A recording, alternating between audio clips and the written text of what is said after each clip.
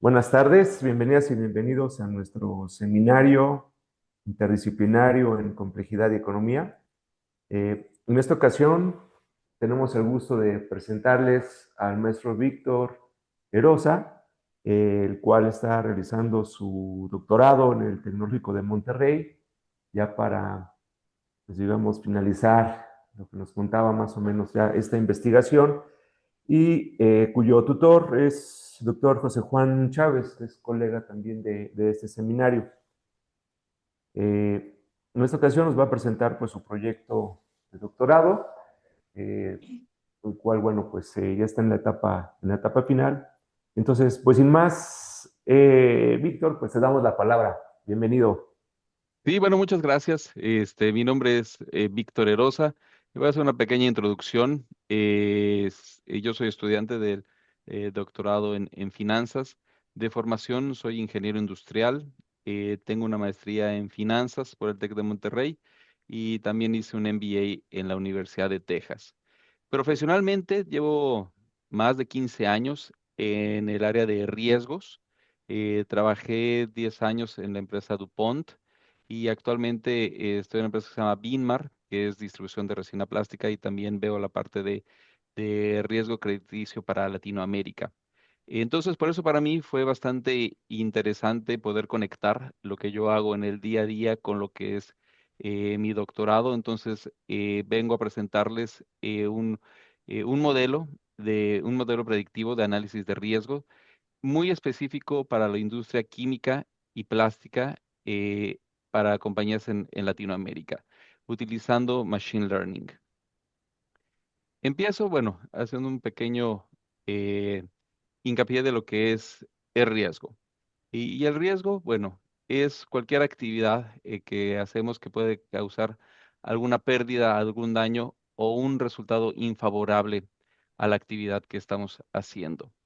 Eh, el, el riesgo, este, puede ocurrir en una compañía, a un activo o de forma individual, y que, bueno, es la exposición a cualquier riesgo potencial o volatilidad que hay.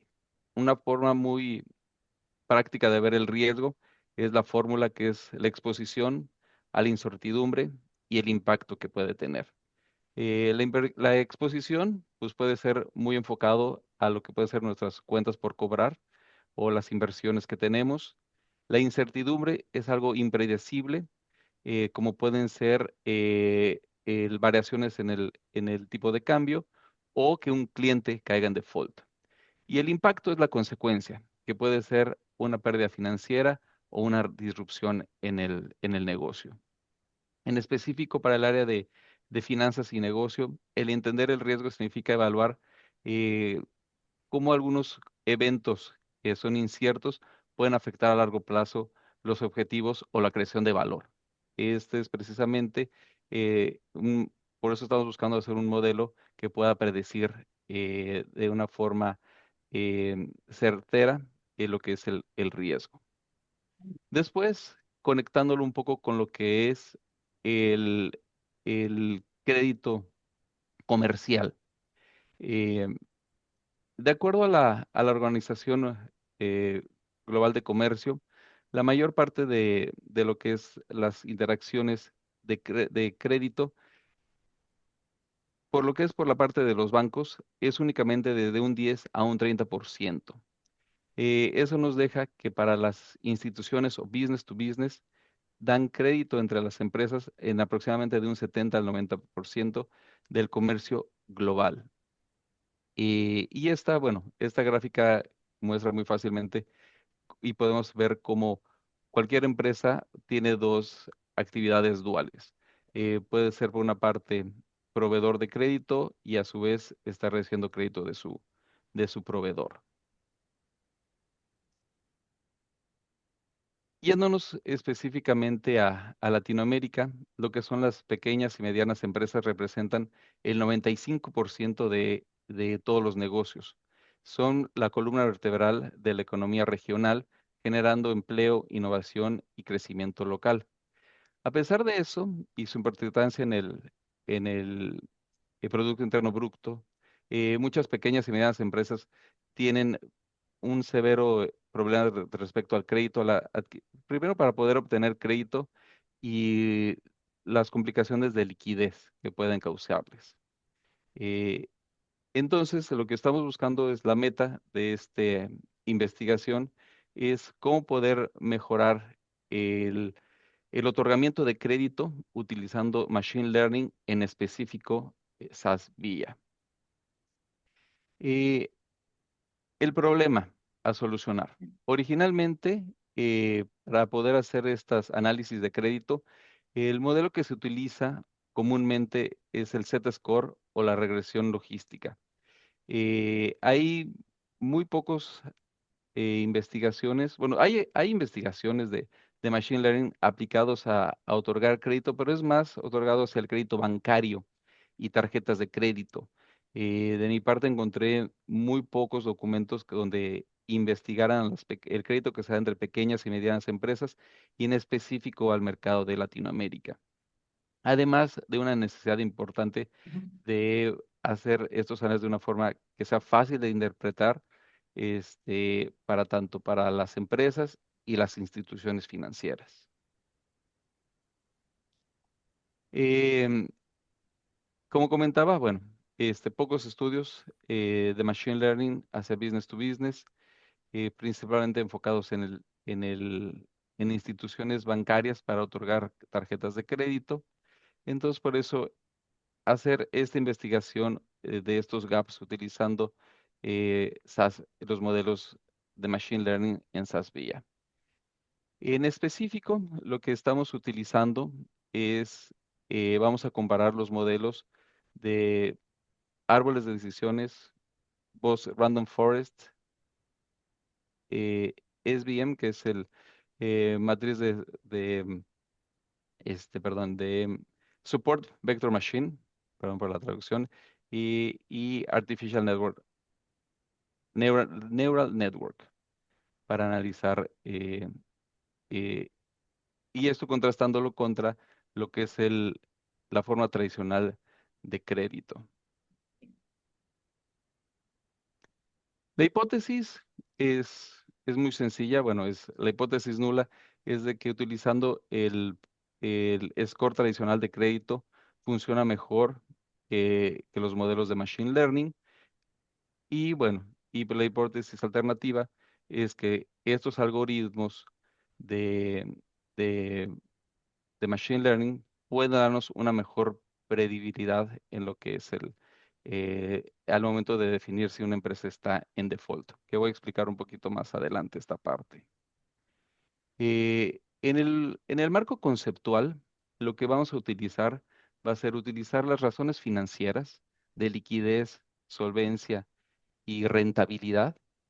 Estas en específico las vamos a involucrar, o más bien se van a meter todas estas variables en el proceso de Machine Learning para hacer un modelo de entrenamiento y validación para obtener un modelo predictivo de default. Las variables son cuantitativas, empíricas, y estoy utilizando la información de 500 pequeñas y medianas empresas alrededor de 8 países de Latinoamérica, con información financiera de más de 1,000 estados de resultados desde el 2018 hasta el 2021. Lo que es nuestra variable dependiente va a ser el default o no default. Comenté, bueno, utilizando estas vías para hacer el modelo de validación. ¿Cuáles van a ser las métricas que yo voy a utilizar para definir el performance? El primero es el KS, que es el eh, Kolmogorov-Smirnov, que es una métrica de separación entre lo que son consideradas buenas o malas cuentas. ¿Qué quiere decir? Entre default o no default. La precisión que van a tener, cuál es el porcentaje de predicciones correctas. Y estoy utilizando el área bajo la curva para definir una discriminación del desempeño de la curva ROC. Eh, yo no voy a entrar en mucho detalle, pero bueno, aquí están las fórmulas y también cuáles son cómo se considera cuando es un modelo débil, es cuando tiene un KS menor a 0,2, un KS entre 2,2 y 0,4 es un modelo moderado, y si tiene un KS mayor a 0.4 se puede considerar que es un modelo fuerte. Y bueno, y por la parte de, bueno, el accuracy va a ser un porcentaje, entre más cercano al 100% es que va a ser una mejor precisión, y el área bajo la curva. Cuando tenemos una área bajo la curva equivalente al 0.5, es de que no hay realmente una discriminación entre un modelo que sea aleatorio. Cuando es de 0.7 a 0.8 es que hay una buena discriminación. Entre punto 8 y punto 9 es un modelo fuerte, y el 1, bueno, será una clasificación perfecta. Este es el diagrama de lo que hice en SAS. En SAS, el primero es la data. Se metieron todas las variables para ser procesadas y entrenadas en estos cinco modelos, como ya comenté previamente, y después hacer la validación e identificar cuál es el modelo campeón. Aquí, esta es la primera tabla de resultados. Aquí, bueno, voy a entrar un poquito más a detalle a cada uno de ellos, pero bueno, primero es el nombre del algoritmo, cuál es el KS que tienen cada uno de ellos. Aquí, bueno, primero es identificar cuál es el KS mayor de estos cinco modelos. Después, el accuracy. Igualmente podemos ver, bueno, de una forma muy visual, cuál puede tener el mayor accuracy, eh, el square error, el área bajo la curva, cumulative leaves, que tengo un slide específicamente para explicar qué significa este 5.5, que es el mayor que encontré para el árbol de decisiones. Después vamos a hacer, bueno, explicar qué significa el Cumulative Capture Response Percentage y el cutoff del 0.5, del 0.5. Eh, Brevemente, solo para explicar, el cutoff del 0.5 quiere decir que como son variables binarias, este modelo va a identificar probabilidades de default. Si es una probabilidad de default pequeña, por ejemplo, un punto 2, lo considera como que hay, como si fuera un default.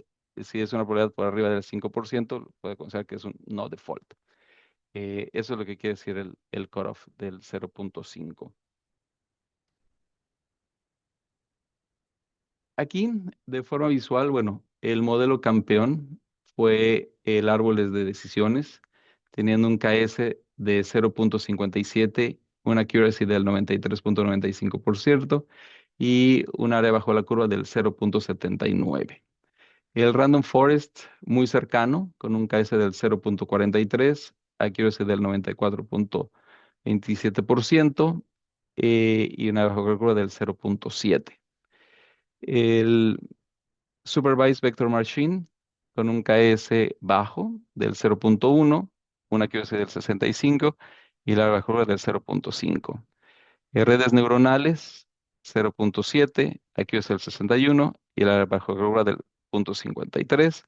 Y el Traditional Credit Score es, bueno, el KS es prácticamente cero, aunque tiene una accuracy del 91.7% y un área del 0.5%. El modelo campeón, que fue el árboles de decisiones, como lo comenté, fue el que tuvo el KS más alto.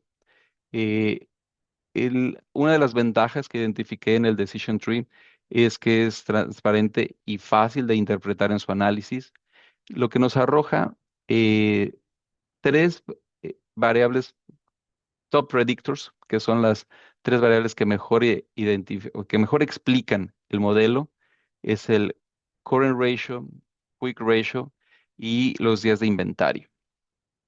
Eh, Aquí en esta tabla de abajo nos dice cuál es la importancia que tiene cada una de estas variables para explicar este modelo. Siendo el quick ratio, el que tiene el 17.1, estas son, entre más grande es este valor, quiere decir que tiene una mayor importancia para el entrenamiento. para una mayor explicabilidad del modelo. El segundo es el Quick Ratio, que tiene un valor del 15.2 y los días de inventario del 4.0. Eh, y este, y esta es la importancia relativa en términos porcentuales. El 0.89 igual es para el current ratio, casi de uno del quick ratio, y el días de inventario del 0.23. El área bajo la curva. Bueno, aquí este modelo alcanzó un área bajo curva del 0.7963, que demuestra una discriminación fuerte para distinguir el default en las pequeñas y medianas empresas. Eh, bueno, hablando del cutoff del 0.5, este modelo tiene una sensibilidad del 0.654 y un falso positivo del solo del 8%. ¿Qué significa esto? Esto significa que este modelo puede identificar correctamente el 65% de empresas que caen en default, mientras que minimiza eh, la predicción de defaults incorrectos. La combinación del área bajo la curva y el KS este, dan un bastante buen precisión y efectividad a este modelo para hacerlo práctico en la vida real. El siguiente modelo es el Cumulative Lift, que es la evaluación, quiere decir, que es el modelo predictivo del poder, el modelo predictivo. Aquí lo que vemos son las hojas que tiene este árboles de decisiones que ayuda a, a ver cómo este modelo se desempeña comparado a nosotros de forma aleatoria, decidir si una empresa cae en default o no. Mide la efectividad en un ranking. Por ejemplo, en una hoja sí, en las hojas de 5.55, 5.53 significa que en el top 10% del rank puede identificar con 5 veces más precisión si una empresa cae en default que si hacemos una selección aleatoria. El modelo de sensibilidad, eh, al entrenar y validar estas curvas, muestra que el modelo generalmente se comporta bien, es confiable y no es overfitted. Eh, las principales conclusiones es que se demuestra que el modelo es práctico para evaluar a los negocios y ayuda a enfocar el monitoreo de recursos en pequeñas y medianas empresas. La siguiente prueba que se hizo es a lo que llamamos el Cumulative Capture Response Percentage, que identifica el porcentaje de default que son capturadas en lo que llaman el primer 10%. Es esta curva que se va formando. Entonces, cuando en el primer 10% de la curva puede validar el 55.3% de las empresas que están catalogadas como un default. Una vez que se entrena, el árbol puede identificar el 47.8% entre las primeras 10 hojas, este, lo cual quiere decir esto que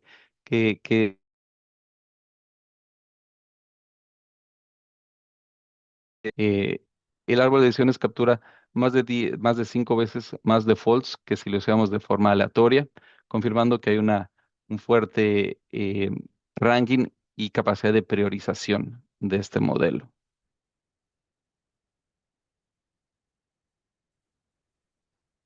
El siguiente es el Cumulative Response Percentage, que nos ayuda a ver la efectividad del modelo y la concentración que tiene entre los defaults. Es similar a la prueba anterior, donde primero en el primer 10% de las empresas las puede hacer un ranking y predecir el riesgo, identificar más de la mitad de los que son defaults verdaderos. Este, y donde nos ayuda a identificar que hay una alta concentración para identificar, como lo comenté, eh, más del 45% de las empresas que pueden caer en default por medio de esta prueba.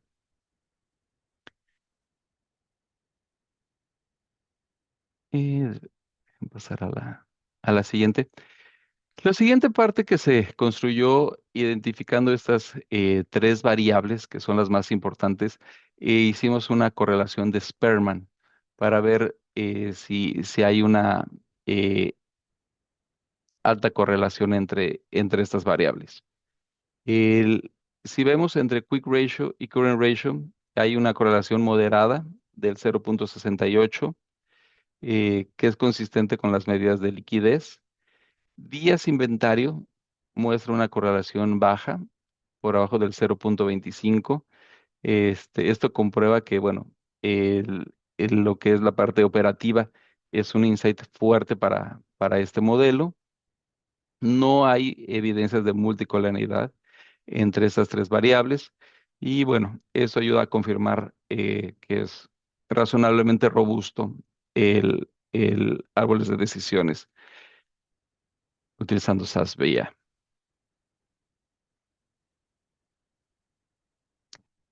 Un poco más sobre la interpretación de estas tres variables. Quick Ratio, aquí esta es la fórmula, son los activos corrientes menos los inventarios entre los pasivos corrientes. Es una muestra de liquidez que excluye el inventario. eh, entre, y bueno, este es un indicador fuerte para identificar cuando hay un estrés de cash flow y un posible default en la compañía. El current ratio es únicamente los activos circulantes entre los pasivos circulantes. Eh, un valor por abajo de uno puede ser que haya una alta porcentaje bueno, que va a haber una poca liquidez y dificultad para pagar algún crédito. Y los días de inventario bueno, es qué tan rápido la empresa puede vender todo el inventario que tiene. Entonces, aquí lo que vemos es que entre mayor sea el inventario, también es una variable que puede causar un estrés financiero y causar un default en la empresa. Por lo tanto, lo que es liquidez y eficiencia operativa son las principales variables que pueden causar default en una pequeña o mediana empresa.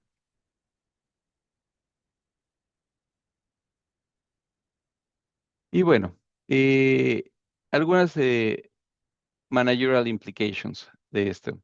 Y bueno, este Credit Assessment se puede considerar que es transparente, es objetivo, está muy enfocado a la data y a reducir la subjetividad y mejorar la precisión con la que se otorga el crédito. Beneficia a los proveedores, como pueden ser bancos, instituciones de aseguradoras y a otras empresas que otorgan crédito. Y finalmente, utilizando SaaS Villa es una forma fácilmente escalable para otros sectores, haciendo una herramienta práctica que se puede escalar para otras industrias. Y bueno, conclusiones. El árbol de decisiones, Random Forest, fueron los que tuvieron un mejor desempeño comparado con el modelo tradicional de crédito. Propone una fácil interpretación y fácil adopción para las empresas y demuestra un balance entre lo que es precisión y transparencia para poder identificar o poder leer los valores. Y bueno, las conclusiones, Decision Tree, como comentaba, tiene un KS mayor al 0,57, la precisión del 93,95. Para futuras investigaciones, lo que a mí me gustaría hacer sería añadir algunas variables macroeconómicas, añadir un poco de lo que es eh, el ambiente social, gobierno, como variables adicionales para poder robustecer estos modelos de crédito. Y bueno, eso sería lo que tengo para ustedes. No sé si tengan algunas preguntas. Sí, muchas gracias, Víctor.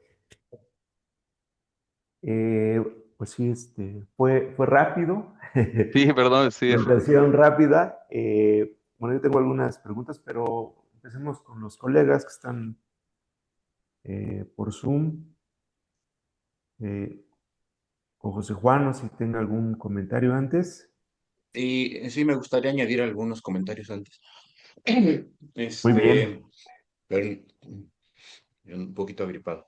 Este, creo que es importante la interpretación tanto del modelo como los resultados, porque como pueden ver, no se trata de un crédito tradicional, se trata de un crédito a proveedores, ¿no? En la jerga, pues esto es crédito comercial. Lo interesante del trabajo es que durante mucho tiempo se ha insistido en que la gestión profesional de riesgos tiene que permear hacia las empresas, porque este tema pues solía ser muy olvidado, ¿no? O sea, se acumulaban incumplimientos, que las cuentas por cobrar se hacían enormes, incobrables, y cuando las empresas se daban cuenta pues ya estaban en un problema. Entonces, esto lleva a la necesidad de hacer una gestión activa de estas cuentas por cobrar.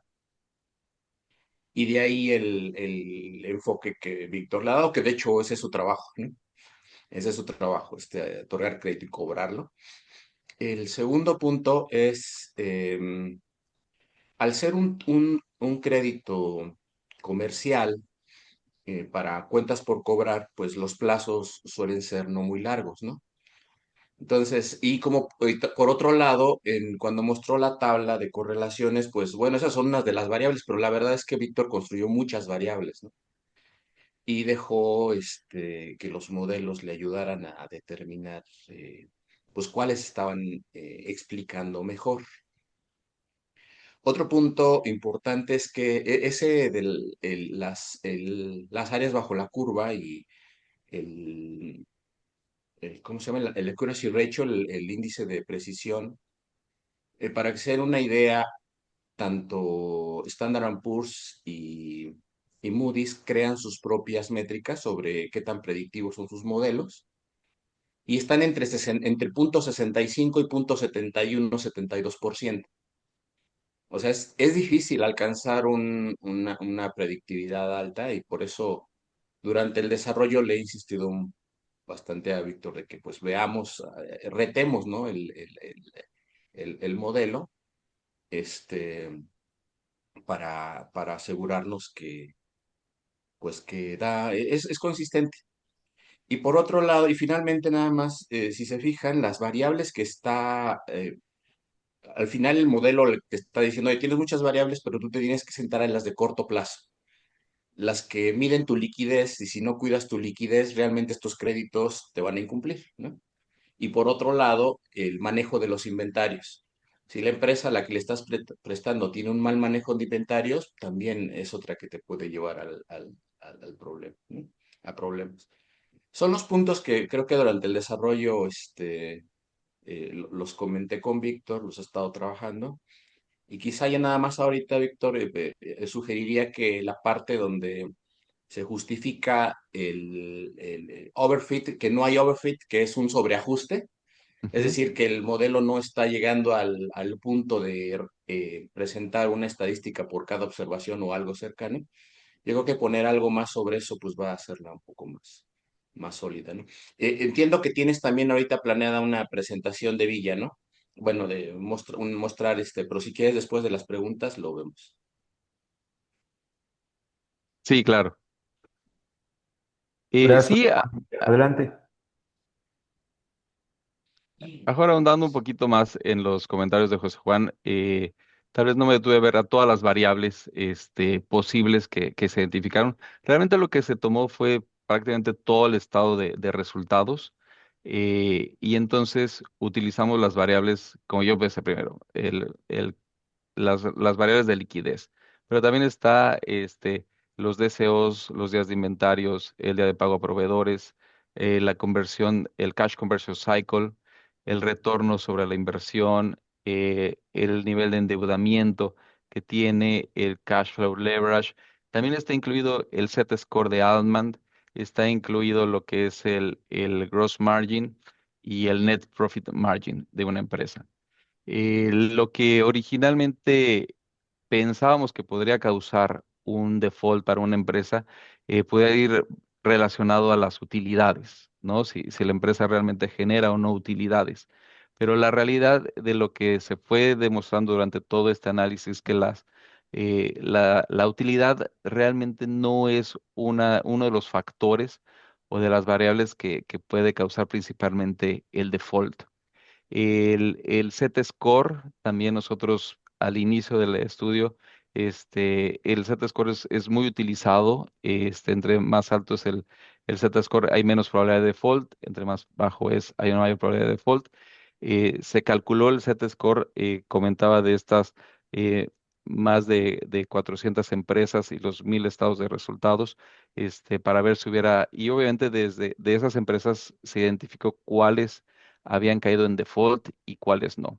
Eh, Haciendo colación, ¿qué es lo que estamos considerando como default? Default es cuando una empresa no paga en más de 90 días. Eso fue lo que se identificó. Porque también teníamos la información si estas empresas pagaban tarde, 10 días tarde, 15 días tarde, 20 días.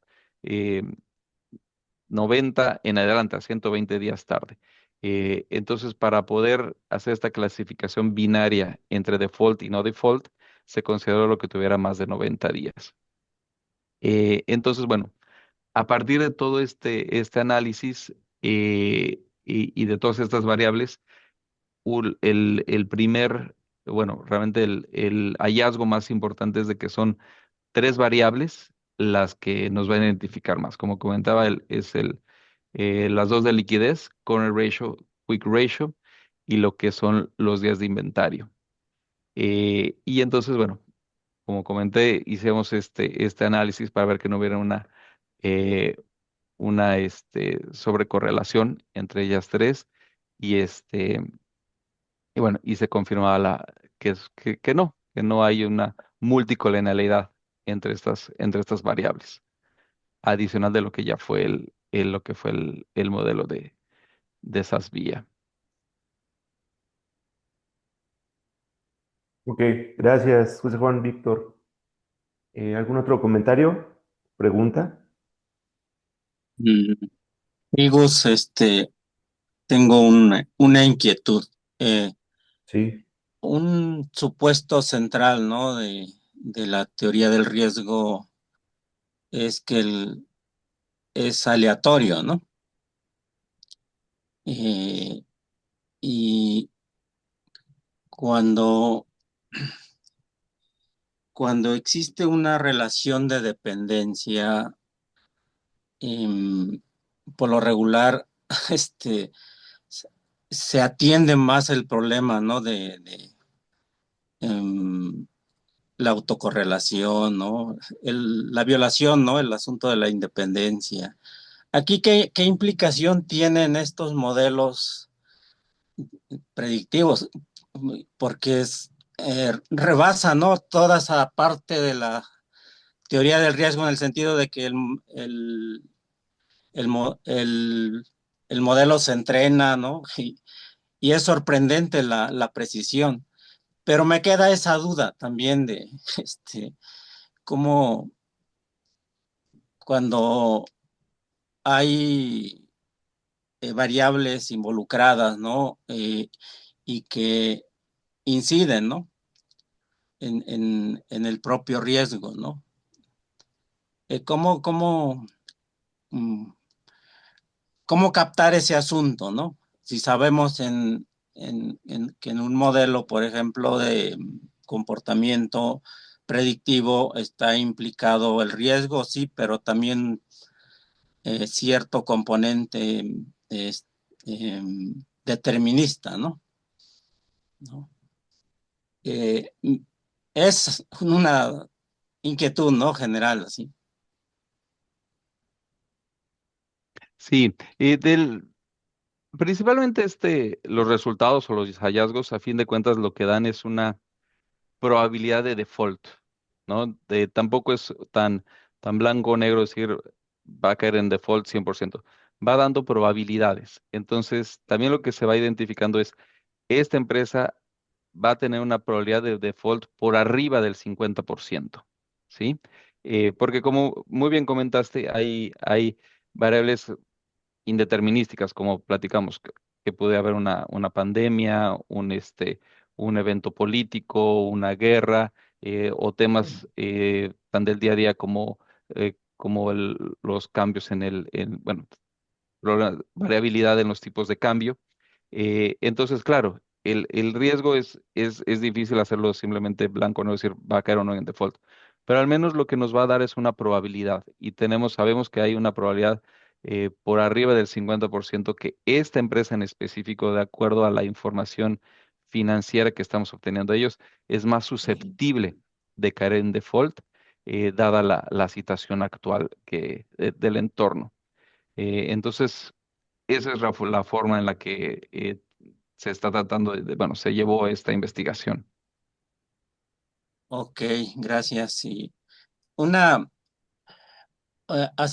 terminaste aludiendo las variables macro como variables de contexto, supongo, ¿no?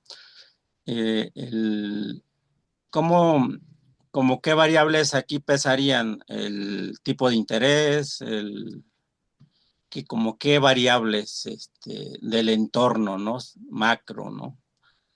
Estarías pensando y supongo que establecer correlaciones, ¿no? Es No lo sé. correcto. Sí, sí, que eso es parte de los siguientes investigaciones, poder incluir eso, porque realmente lo que nosotros sentimos es que al tomar los estados financieros de las empresas, de todas estas empresas, bueno, ahí viene inherente la situación o el impacto que pudo haber tenido esa empresa por inflación, por tipo de cambio, por tasas de interés altas, y algunas otras consecuencias del mercado. Pero un estado financiero, como nosotros lo conocemos, es por decir, aunque sea el más actualizado posible, pues puede ser del año pasado o de hace unos 5 o 10 meses. Entonces, es de alguna forma tomar esos impactos que hubo en hace unos meses o hace 12 meses para de alguna forma predecir la situación actual. Entonces, lo que sí, los siguientes pasos de esta investigación es ya teniendo esta estructura, es poder ir ingresando eventualidades de lo que está pasando en el día a día. Si ahorita actualmente bajó, subió la tasa de interés, si hoy bajó eso, entonces hacerlo todavía más dinámico en la forma de hacer el análisis. Por eso esos puntos los comenté como para pasos futuros de la investigación. Y en tiempo real, ¿no? Es posible, ¿no? Exacto, sí, Y es así es. sorprendente, ¿no? Los modelos ARIMA ya quedaron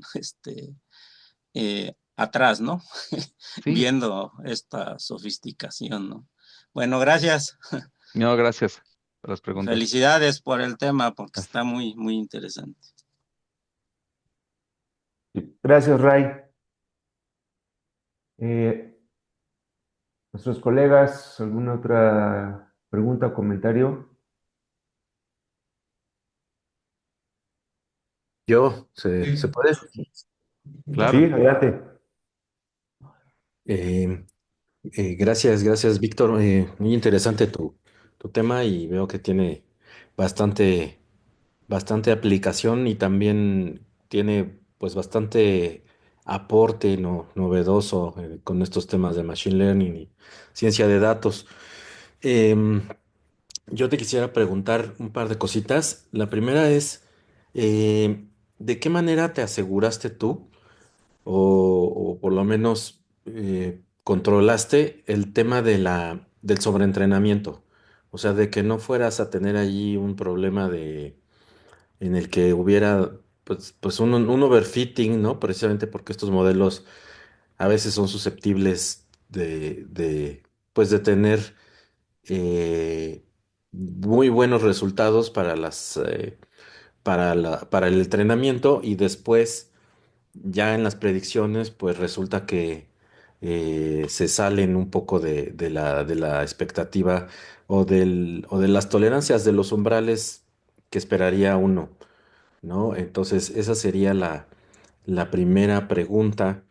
Y la segunda pregunta es un poco más abierta, en un sentido de, tú que estás en la industria, tienes mucha experiencia en, eh, comentabas de los 10 años que estuviste Sí. o que has estado ahí.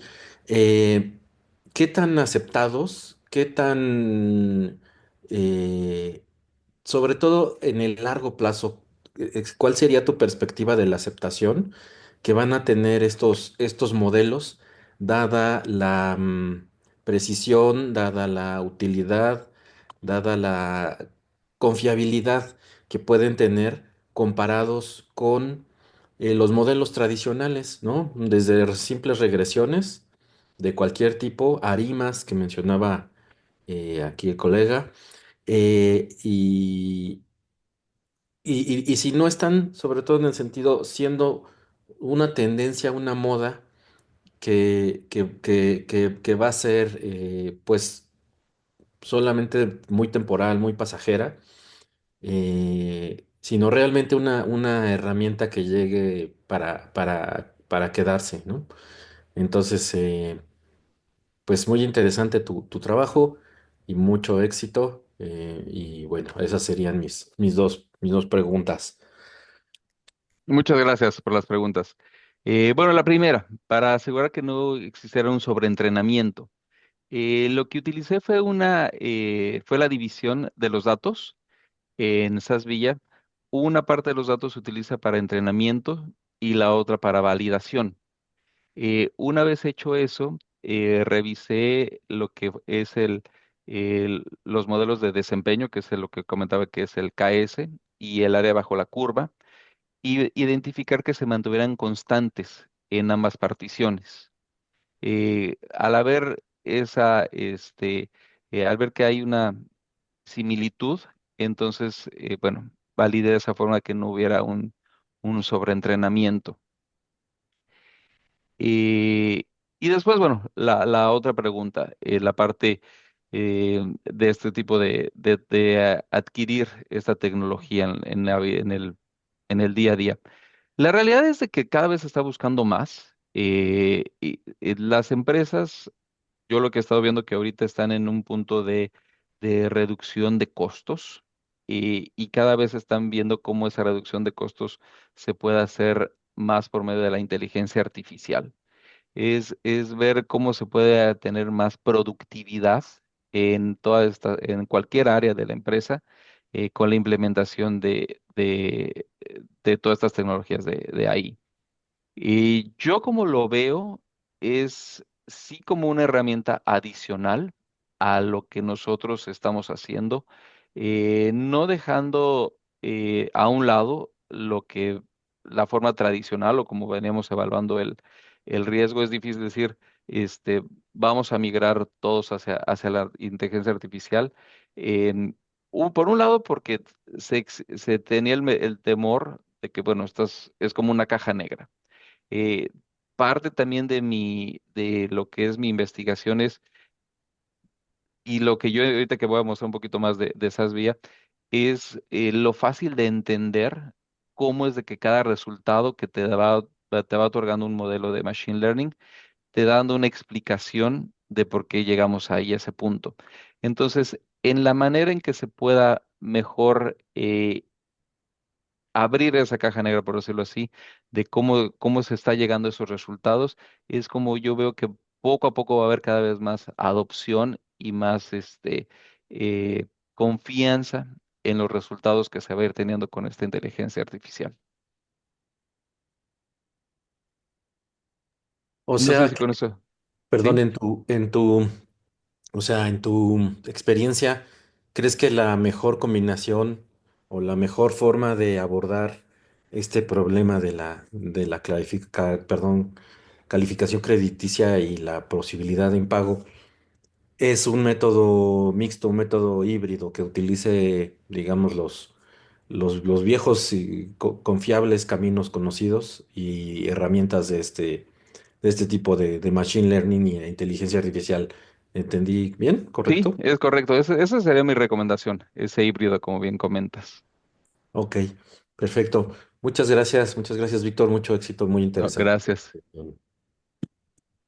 Sí, José Juan, adelante. Nada más para contestar un poquito lo de Omar, de la experiencia que tengo ahí en el banco, hasta donde estuve, ya los modelos de Machine Learning ya estaban creciendo mucho y sustituyendo a las metodologías tradicionales. Pero efectivamente no todos no estaban desapareciendo, estaban conviviendo. Y al final, creo que una buena práctica en la industria es todo el proceso de validación, ¿no? Porque el modelo puede parecer bien, pero necesitas revisarlo periódicamente para ver si realmente está siendo predictivo. Entonces, en la experiencia que tuve, pues yo vi que tanto modelos tradicionales como los de los nuevos eran sometidos a revisión, ¿no? Porque al final, si tú estás prediciendo cierto nivel de incumplimiento y ese no se da, o lo excede, este, pues el modelo está mal, ¿no? Entonces, al final yo creo que este criterio, que debería ser un criterio para todo modelo, de que al final los resultados, es el proceso de validación de que están siendo funcionales, pues es el que debe prevalecer, ¿no? Y quizá el tema que antes, un poquito antes había para los modelos de Machine Learning es que no era claro cómo las variables estaban interviniendo en el resultado. Sigue todavía discusión, pero como les presentó Víctor, esta herramienta que es Villa, lo que hace es hacer un ranking, con algunas de las metodologías existentes sobre la importancia de cada variable en el resultado, ¿no? No es como en los tradicionales, que es muy preciso, que tú sabes que un factor multiplicando por una variable te va a dar un componente, no es así, pero sí te da un ranqueo por lo menos, ¿no? Creo que es lo que yo comentaría y si quieres adelante. Bueno, lo que le iba a hacer ahora es compartirles un poco lo que es el modelo SAS-Villa, cómo funciona en la vida real, si les parece bien. No sé si no hay otra pregunta Bueno, No, antes. sí, yo ahorita tengo una una... rápida nada más. No, Ok. Ah, Ricardo, adelante. sí, ¿qué tal? Buenas tardes. Víctor, pues bueno, igual felicidades por el trabajo, muy interesante. Ya contestaste lo del overfitting, que también iba a preguntar, pero mencionabas algo sobre como una cualidad o una falta de cualidad de los márgenes de ganancia de las empresas como suficiente, quizás necesario, pero no suficiente para esta calificación, ¿no? Entonces, si nomás usaste los datos de ratios financieros y esto es insuficiente, no sé, esta más bien es duda, no sé si con el quick ratio que calculaste nada más, el current, el DIO y todos esos, es más que suficiente o supera, ¿por qué superaría los márgenes de ganancia que puedan tener las empresas? Porque al final del día con eso se pueden formar flujos de efectivo, ¿no? Y se supone, dicen, ¿no? No estoy tan seguro, pero dicen que el flujo de efectivo o flujo de caja es mejor indicador que quizás las utilidades, ¿no? Netas. Entonces, ¿por qué sería esa cuestión que mencionabas? Sí, no, muy buena pregunta.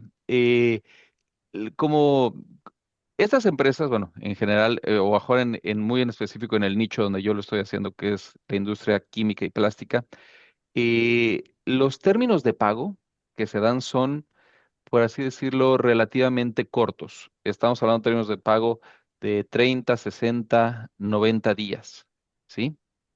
Eh, entonces, lo que hemos visto, o lo que arroja estos resultados, es que cuál es la capacidad que tienen estas empresas para cumplir sus obligaciones de corto plazo.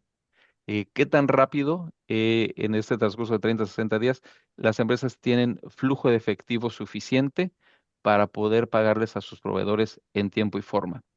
Eh, lo que es la parte de la utilidad o la rentabilidad entiendo lo que es el valor de entre más rentable una empresa, pues es mejor y va a generar más flujo de efectivo, pero realmente tú puedes tener una rentabilidad que puede ser muy buena, de un 30, 40, 50% de rentabilidad, pero a lo mejor esa la puedes obtener en un largo plazo.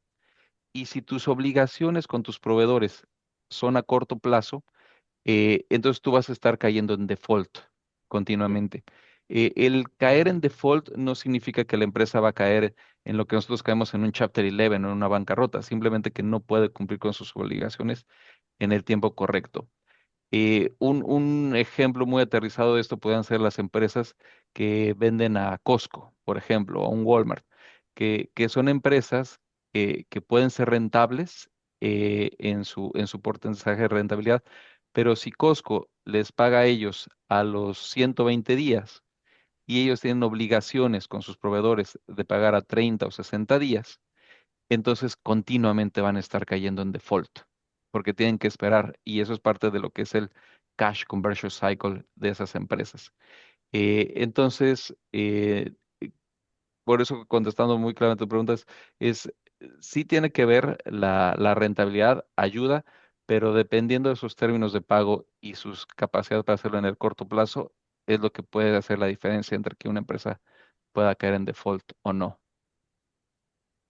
Que el default es un problema no de rentabilidad, sino de liquidez. Así Y es. por eso mencionas, pues, la liquidez es como esa capacidad inmediata de convertir esos flujos en efectivo. Entonces, estamos diciendo que esto es para corto plazo nada más. Es correcto. Mm, ok, no, muy bien, muchas gracias. Perfecto, muy De interesante. hecho, me gustaría mencionar, como les había comentado, durante un tiempo me dediqué al otorgamiento de crédito corporativo y hay una máxima cuando analizas los financiamientos. Siempre separas los captos de capital de trabajo, como es este caso, de los de largo plazo.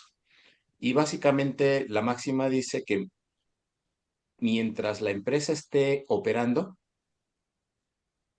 el capital de trabajo se paga, porque la misma operatividad te genera el flujo operativo. Ese es importante, el flujo operativo.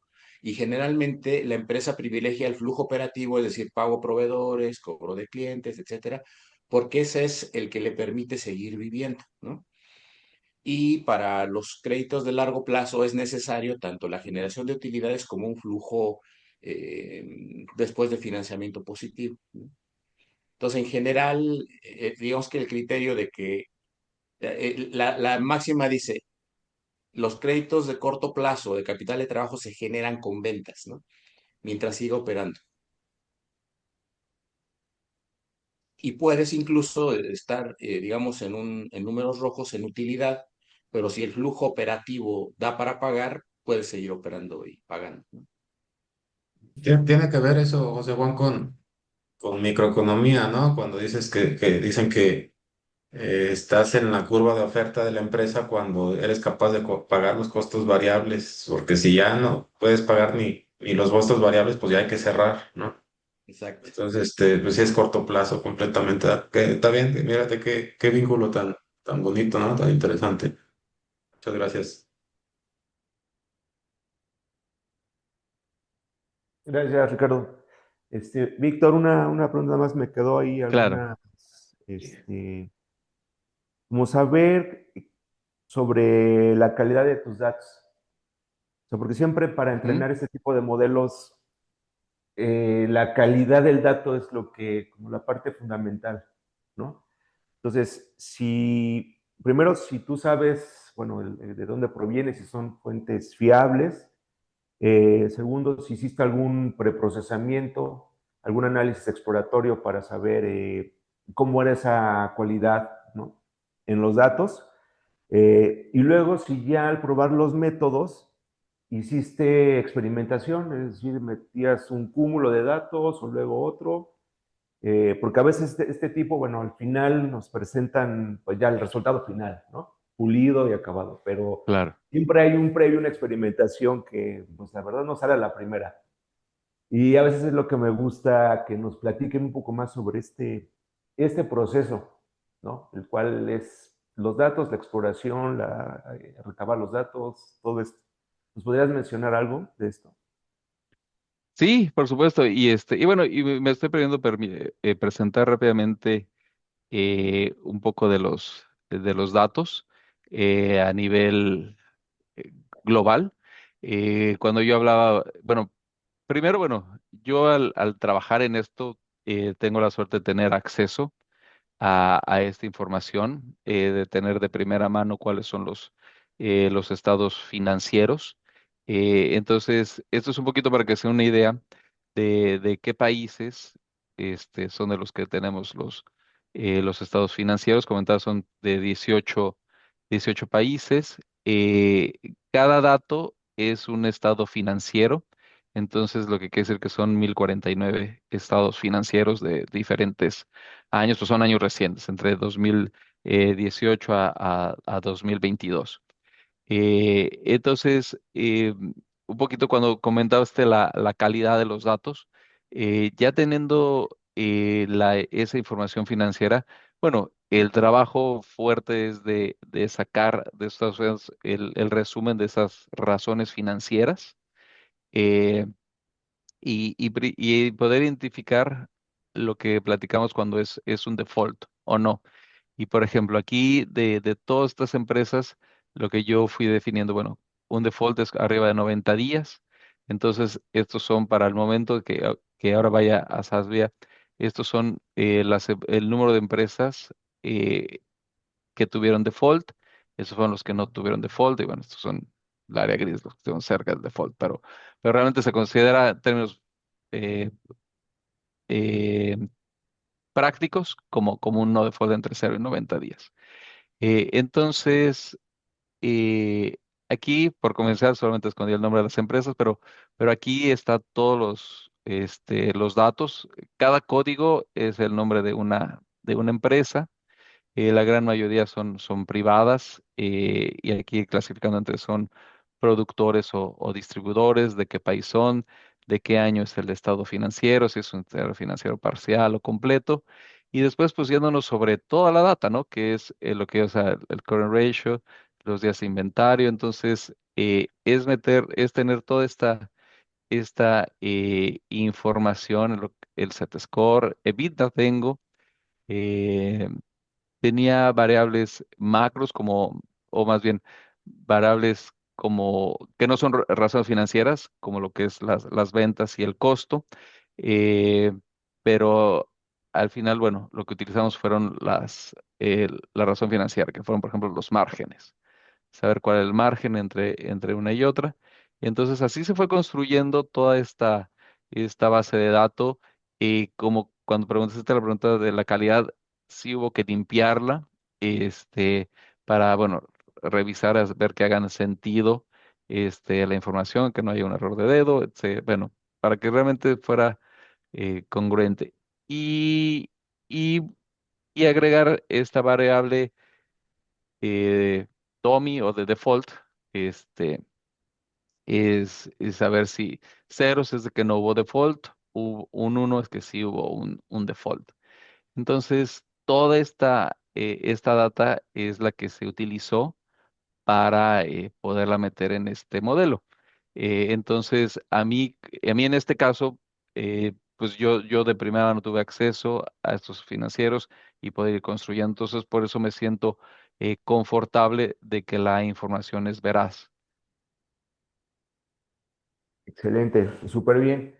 Y después al entrenar los modelos, o sea, ¿tomaste todo el conjunto o de pronto probaste con algún subconjunto? Es decir, de tal manera que posiblemente para un set de datos el árbol de decisión no era el mejor, sino tal vez era otro método. Sí, de hecho, eso es bueno, ahorita ya me pasé a un poquito a lo que es SAS. SAS lo que hace es parte la información como en dos sets. Uno lo utiliza para entrenamiento. Ahorita ya vimos lo que de esta base de datos que les mostré, que es los ceros y unos, ¿no? Cuando es default y no default, y qué empresas son, y todas las razones financieras que lo acompañan. Entonces, primero utiliza un set de números para hacer su entrenamiento, entrenarse para después este, eh, utilizar otro set de datos para hacer la validación.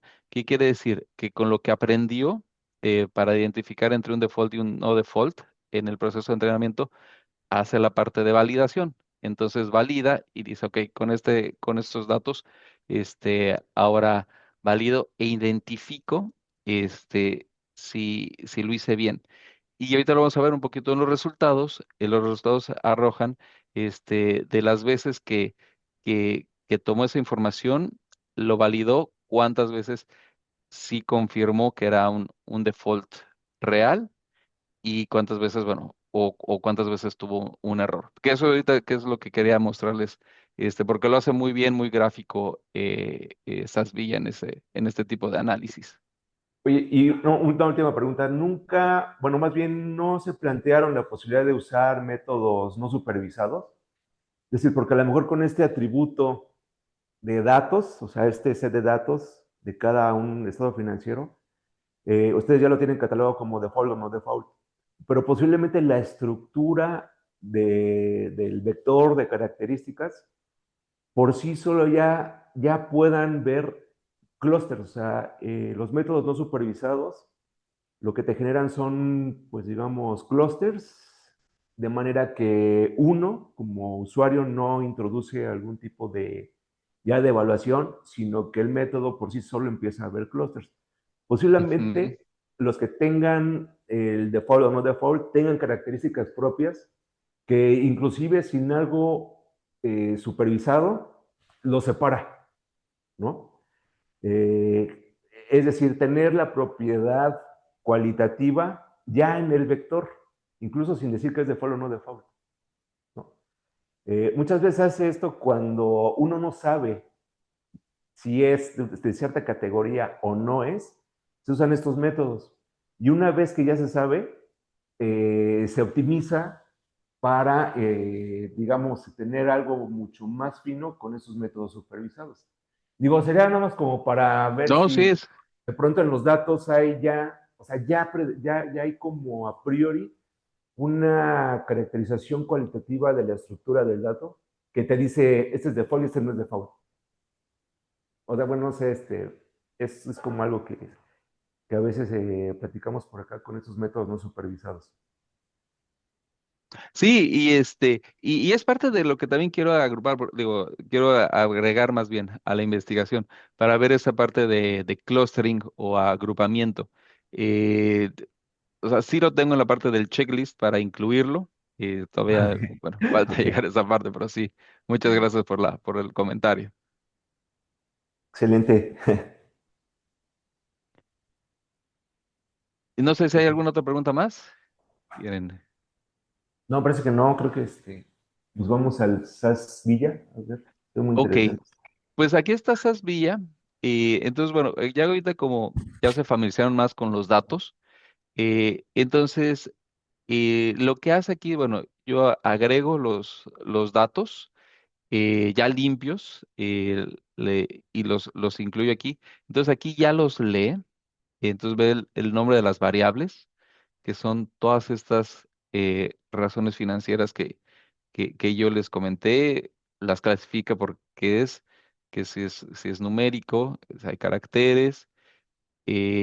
Entonces, toma todo esto y también lo que hago es identificar cuál es mi variable, eh, la que yo quiero identificar, que es la del default o no. Bueno, yo la llamé como incumplimiento, o sea, cumple o no cumple. Y yo al momento de seleccionar esta variable, digo que esta variable es mi variable objetivo, que es binaria, que únicamente tiene ceros y uno. Y esta va a ser la variable dependiente. Es muy fácil, es simplemente haber hecho, ahorita porque ya lo hice, pero aquí alcanzan a ver que se identifica como role target y binario. Entonces, ya lo que hace aquí es cargar la información. Aquí lo que hace intuitivamente es el primer pipeline utilizando los primeros modelos, que es el de redes neuronales, el random forest y el decision tree. Y lo que uno puede hacer aquí en SAS es lo que yo hice después, un pipeline donde yo agrego lo que es la regresión logística, que es como nosotros hablamos de lo que es el modelo tradicional de crédito. Agregué este, el, la ma- el Support Vector Machine y, bueno, y las redes neuronales. Entonces, lo que hace aquí, bueno, y lo muestra de una forma muy gráfica, de hecho, bueno, se corre el modelo, se hace un preprocesamiento de los datos, se seleccionan las variables, aquí se puede ver en los comentarios, y entonces empieza automáticamente, yo al momento que lo corro, yo ya lo corré, por eso aparecen estas flechas en verde, de que ya se corrió el modelo, y si doy un clic en cualquiera de ellos, aparte de correrlo, puedo ver los resultados. Por ejemplo, bueno, este fue el Decision Tree que fuimos muy a fondo. Pero si yo tomara, por ejemplo, eh, y veo los resultados, aquí me da ¿verdad? Aquí en Assessment, me empieza a calcular, por ejemplo, las cumulative leaps. Aquí están los diferentes modelos que hay. Y bueno, la forma de evaluación de cada modelo, perdón. Me voy a regresar un poquito para que está aquí, en el de Decision Trees, que fue el que estuvimos explorando, donde, donde nos dijo cuáles son la importancia de las variables, cuáles son las variables más importantes. Este, Aquí es a lo que ellos llaman el pruning error plot, que es la limpieza de los árboles. Y aquí en Assessment, que fue lo que yo les empecé a mostrar en la presentación, al momento yo de ampliar, te da un pequeño resumen de lo que es la explicación. Por eso a José Mami nos gustó mucho esa vía porque ya empieza a eliminar el tema de la caja negra. O sea, hay una explicación de por qué este modelo es el campeón y qué es lo que va explicando eh, en cada uno de estos modelos. Aquí los voy a ir cambiando rápidamente.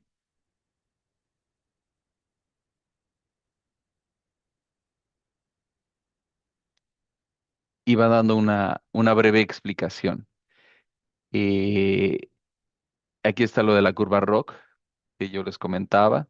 Igualmente al yo emplear también viene con una pequeña explicación o amplia explicación de los resultados que se van obteniendo.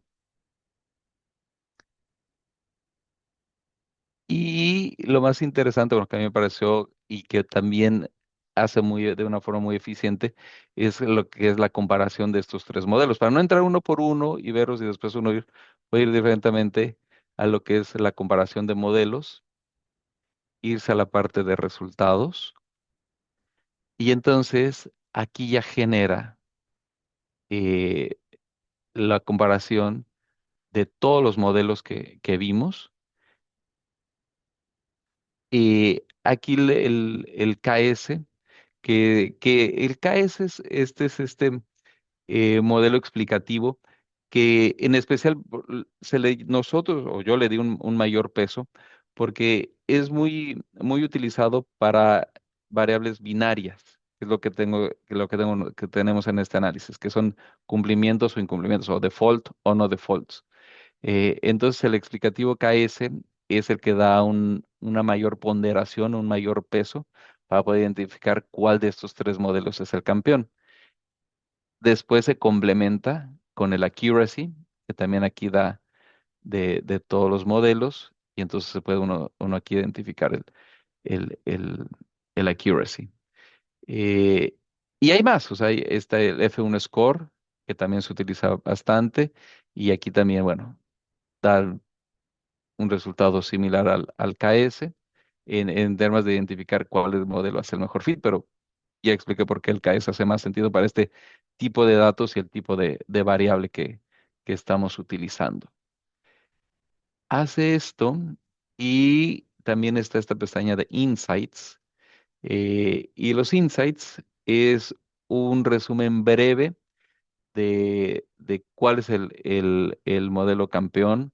eh, lo mismo que les fui explicando en la presentación, por qué lo define como el campeón. Y de todas esas variables, aparte te identifica cuáles son las tres más importantes. Current ratio, quick ratio y, y días inventario. Eh, esto, ya llevándolo al mundo real, es muy práctico el poder decir cuáles son exactamente esas porque nosotros en el día a día, cuando nosotros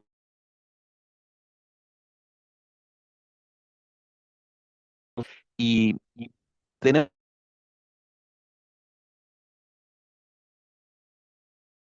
eh, pero el ayudarnos a definir, mira, estas son las tres variables más importantes que tienes que ver con mayor atención, es muy valioso. Es lo que yo me he podido llevar también de este estudio, el tener esa identificación que te pondere aparte cuál de esas tres, inclusive cuál es la más importante, eso le aterriza mucho este modelo y aparte la parte de poder, como yo les decía, ver todo ese análisis de, bueno, y por qué se llega, cuáles son los análisis, la metodología para poder llegar a esa explicación y poderlo aterrizar a un tema muy práctico. Entonces, bueno, esto sería en general, estás bien, no sé si me faltó algo más, José Juan. No, Víctor, al menos Ok, pero bueno, quieran ver creo que algo eso es más a sus grandes compañeros. rasgos y no sé si quieran ver algo más. No, pues se ve muy padre el SAS Villa. Eh, Me decían que no es free software, ¿verdad? Bueno, es una plataforma que es de pago. Es de SaaS la ¿Sí? plataforma, pero, por ejemplo, para académicos y estudiantes Sí, es uso libre. exacto. Lo único, si quieres, coméntale sobre cómo pueden acceder, Víctor. Sí, este es justamente el acceso. A ver si puedo regresar uno. Pero justamente antes de accesar, cuando es el login, te pregunta si eres académico o estudiante. Y porque normalmente te da un periodo de prueba de 10 días, si no eres ninguno de esos dos. Pero ya si eres académico o estudiante, es de libre acceso. Ah, pues está súper bien. Y vi por ahí que lo podías conectar con Jupyter Notebook o algo así. Sí, también puedes conectarlo con Jupyter. Mm, es muy flexible.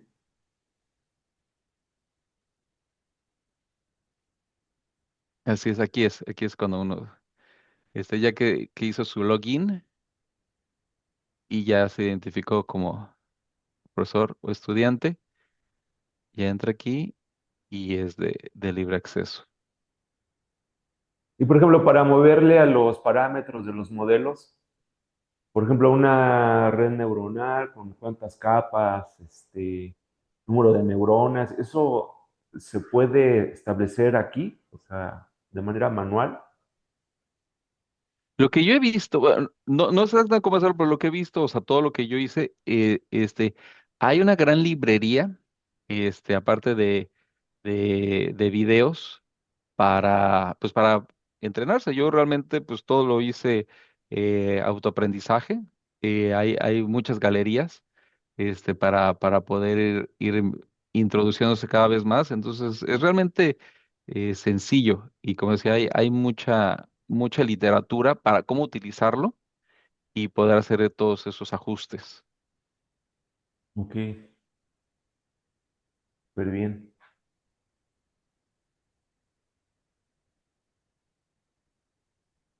Aquí nada más me está haciendo el login de nuevo, y después, bueno, hay le llaman suites. Yo estoy en el Model Studio, es donde se construí todo el Mm. modelo desde el inicio. y ahí yo he estado tomando después aparte administrar tus modelos, pero realmente pues toda la parte fuerte eh, de investigación teórica es en de Project Studio, Model Studio, perdón, para construir los modelos. ¿Y cuánto tiempo te tardaste en aprender en lo de la De plataforma? aprender, pues será, pues, yo calculo a llegar a este resultado unos 3, 4 meses, pero pues como todo en la vida, no tenía, no podía hacerlo full time. Tal vez full time, yo creo que en un mes, 2 meses, no, un mes, tranquilamente puedes uno tener llegar a un buen grado de avance en la utilización de la Me pedí de herramienta. que entrara a Villa a que tuvo su primer modelo fueron 2 semanas. Ok, pues súper bien.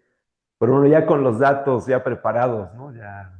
Sí, ya Sí. teniendo los datos, todo listo, y como hicieron los productos ya limpios y teniendo ya muy claro cómo eh, va a pedir a la herramienta que los procese, sí es bastante rápido. Está muy bien. Sí, yo creo que es muy rápido. Y bueno, porque es diferente, bueno, por ejemplo, la curva de aprendizaje, si lo quieres desarrollar todo esto que hiciste, por ejemplo, en Python, Uf, sí, en R pues sí es. sí sería como, pues, mucho más tardado, ¿no? No, la productividad es increíble con esas vías. De hecho, los primeros Yo los estuve corriste en haciendo, Python. yo corrí los primeros modelos en Python y nada que ver, es muchísimo más tardado. Ok. Sí, Sí, sobre todo porque esto de los parámetros, pues en Python tienes que ajustar los parámetros, ¿no? así es. Y me parece que aquí, pues, es muy automático, ¿será? O sea, es, Sí, totalmente. Totalmente es muy automático. ok, interesante.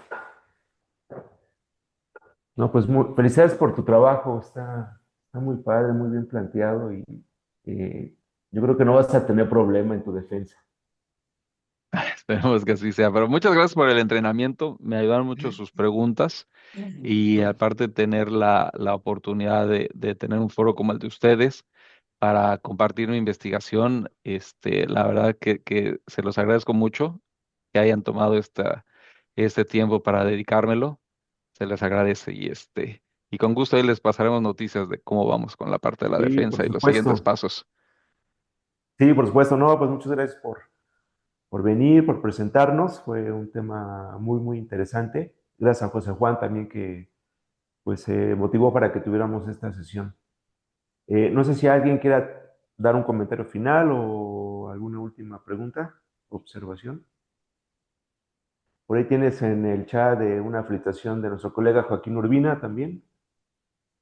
Excelente trabajo, felicidades. Ah, muchas gracias. Entonces, ¿no? Pues bueno, Víctor, pues